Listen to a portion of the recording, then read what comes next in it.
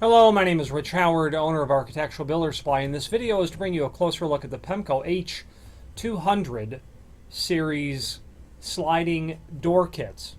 The H200 is a steel kit and is available in two lengths, a 6-foot and an 8-foot. I happen to have an 8-foot kit here and I'd like to show it to you now. First of all, I'll start with the track. This is an 8-foot piece of track, so it'll be a little difficult to show it to you in the camera all at once. So it's just a typical common box track. This track itself is quite heavy. This 8-foot track weighs over 4.5 pounds, so it's a heavy piece of track. It's an 8-foot track that you see there. Dimensionally, give you an idea of what this measures.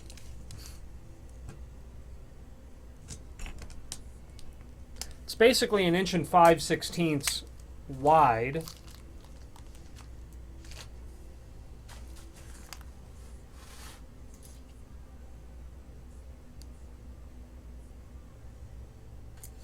and then an overall height is going to be in the range of about 1 1/8 inches. This track system is rated for a 1 1/8 inches is the overall height, and it's just it's steel. This is just plain steel. Pemko's material is a company that they bought, and I might have my figures slightly incorrect. Yeah, they're a company called Henderson. This track is made in England, and as far as I know, Pemko bought that company and folded their their quite extensive sliding door line into what they do. There is what I was trying to confirm is this is a galvanized track. Looking at it, I can tell that it is spangled, kind of what I would call like garbage cans that you used to have when you were, well, depends on your age, I suppose, but garbage cans when you used to have as a little kid out in the alley. This has a spangled face to it. So, regarding the hardware, I have all the hardware splayed out here on my desktop, and I'm going to tilt the camera down and go over it on my desktop rather than lift all the pieces up. So, I have the assembly of hardware here. I've got it all pulled out. I'd like to go through it with you all at once. First of all, these are what I would call snubbers. Pemko probably calls them just stops. There's 2 of them. These get slid into the track at the time of installation. Before the track goes in, you have to slide these in first. Below this link is, below this video is a link to the instructions showing exactly how these go. These are step 8 down here. The installation of that is such that you slide this into the track just like that. It's going to look like this. Okay. How you get it to stay, you flush it off to the end. How you get it to stay is by tightening this hex head bolt with your screwdriver, and that forces the other end of the bolt to compress against the inside face of the track. Okay, tighten that with a screwdriver. Don't over tighten it. A lot of these are nylon parts. There's no need to over tighten this stuff. On closer inspection, this is what the part looks like. There is a stop integrated right here into the bird's mouth opening of this.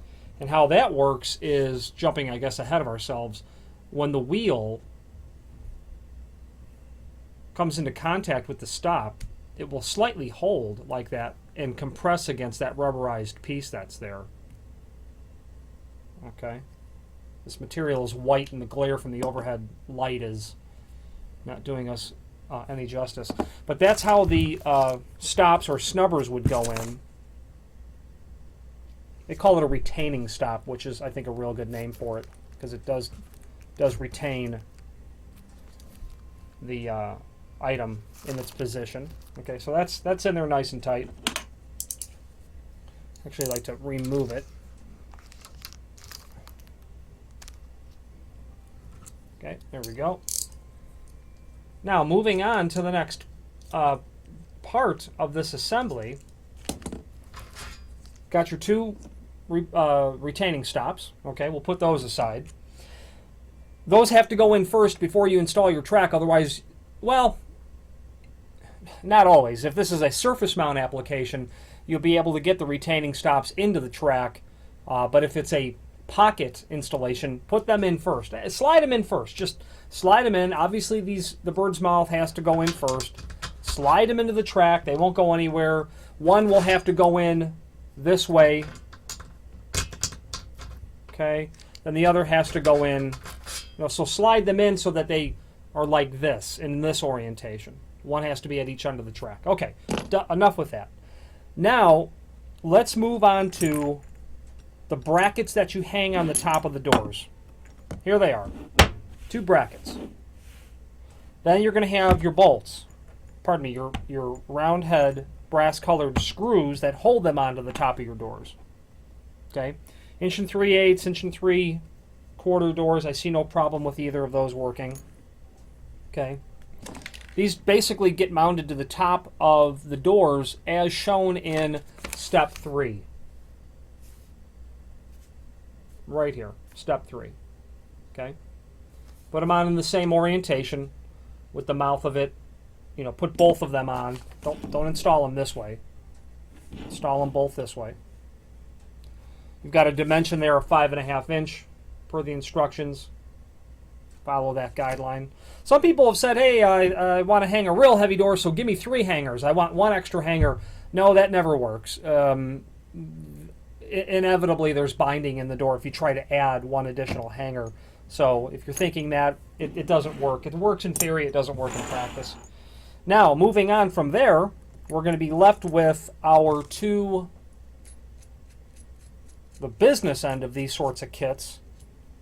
The 4-wheel trolleys or the actual hangers themselves. That's going to be comprised of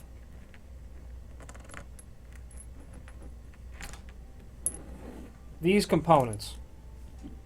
The 2 hangers, very dense nylon wheels.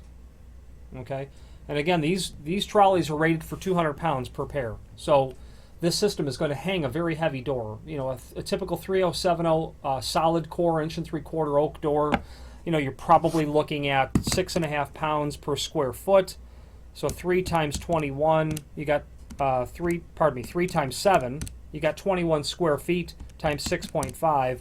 You're looking at a theoretical possible of 136 pounds, and they're not quite that heavy. So these hangers will carry a door of that weight easily. Okay, they're rated for 200 pounds.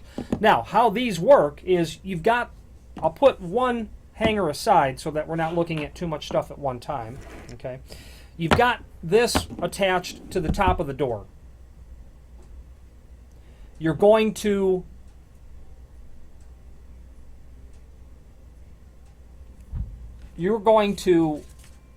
per the instructions, flat side is up.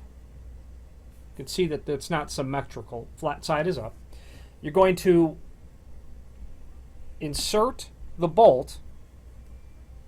You get your assembly like this. Take this. There are 2 nuts that come with it. One that has an integrated washer and one that does not.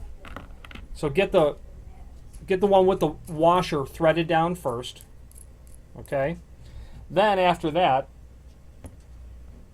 take the typical nut and slide it into the slot that's here. And don't let it fall out. Take your bolt assembly that we've created and slide it up through the top there like that and get it started. You'll need to have the hangers in the track before the track goes up as well. So your retaining stop, 2 hangers, make sure that these ends meet like this. So you've got them staged in the proper way. And then your last retaining stop, slide that all into the track. So now you've got this assembly happening like this. Once you get all this hanging, you'll have 2 of them, you're basically going to lift the door up and make it hang like that. Okay. Then a wrench is included so that you can tighten everything down right from the edge of the door. Okay. Get everything tightened. You want to get that tightened down. Oh, well, I've got it still loose, so it's going to fly on us a little bit. Oh, so you've got it tightened like that. Okay, then you can use your wrench if you got it hand tight. None of this will move, so you can get that nice and tight like that. Okay.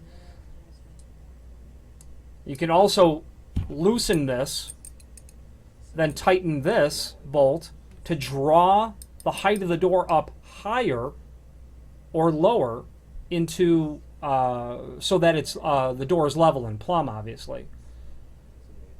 The very last component of the entire system is just the nylon guide. The instructions show in step 2 a mortise in the bottom of the door for the 102N nylon guide.